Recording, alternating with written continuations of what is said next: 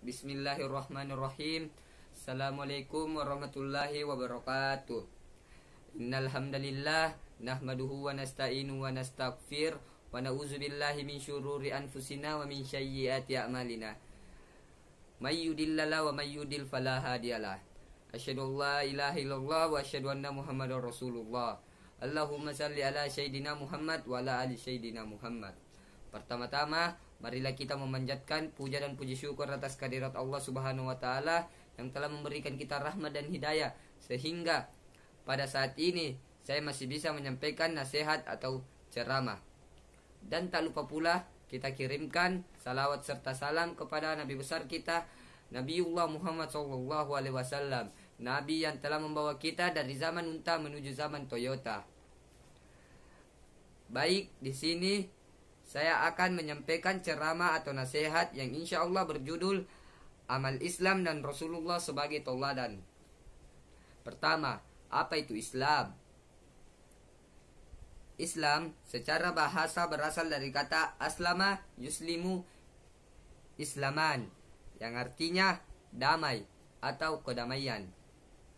Sedangkan menurut istilah, agama yang diturunkan oleh Allah Subhanahu wa taala kepada Nabi Muhammad SAW sebagai penutup syariat-syariat para nabi dan rasul terdahulu, seperti dalam firman Allah Subhanahu wa taala dalam Al-Qur'an surah Al-Maidah ayat 3 yang berbunyi, Bismillahirrahmanirrahim. Al-yauma akmaltu lakum dinakum wa atmamtu alaikum nikmati wa raditu lakumul Islam madina. Yang artinya, pada hari ini telah aku sempurnakan agamamu untukmu dan telah aku cukupkan nikmatmu telah aku cukupkan nikmatku bagimu dan telah aku ridhoi Islam sebagai agamamu. Dari definisi di atas dapat disimpulkan bahwa Islam adalah agama yang diturunkan oleh Allah Subhanahu wa taala kepada Rasulullah SAW untuk menyatukan seluruh umat manusia agar menciptakan kerukunan, kedamaian, kesejahteraan, serta kenyamanan. Allah Subhanahu wa taala telah menurunkan Al-Qur'an kepada Rasulullah SAW sebagai pedoman hidup yang di dalamnya terdapat perintah-perintah dan larangan-larangan Allah Subhanahu wa taala. Ada dua syarat yang apabila kita mengerjakan perintah Allah Subhanahu wa taala akan bernilai ibadah di sisinya, yaitu yang pertama, ikhlas. Dalam agama Islam, ikhlas merupakan cara untuk mendapatkan ketenangan hati. Hanya seseorang yang memiliki iman kuat yang bisa berperilaku ikhlas. Karena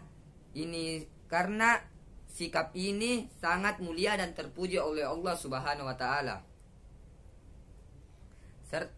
Serta yang kedua adalah ittiba'ur rasul, mengikuti sunnah Rasul.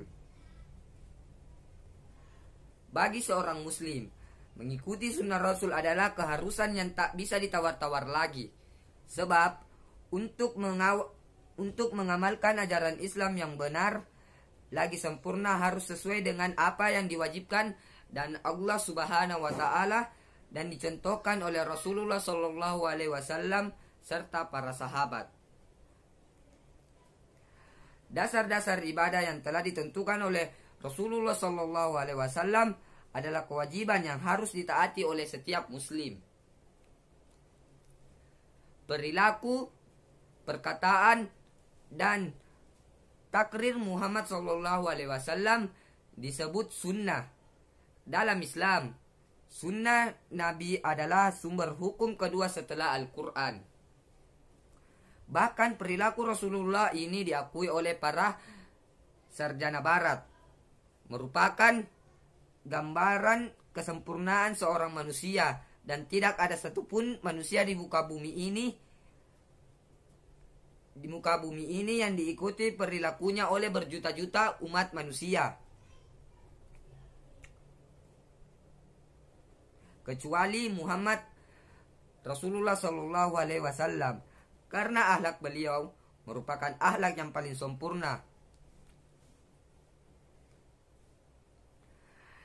Jika salah satu syarat saja yang terpenuhi, maka amalan ibadah menjadi tertolak berdasarkan firman Allah dalam surah Al-Kahfi ayat 10 yang berbunyi, Is awal fitnyatu ilal kahfi faqalu rabbana atina min ladunka rahmatan wa hayyi' lana min amrina rasyada.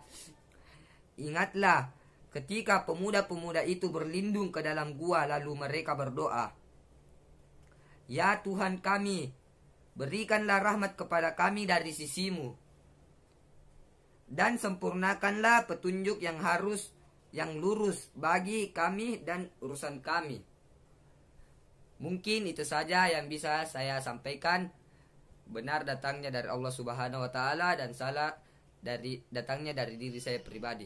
Lebih dan kurangnya mohon dimaafkan. Wabillahi taufiq wal hidayah. Wassalamualaikum warahmatullahi wabarakatuh.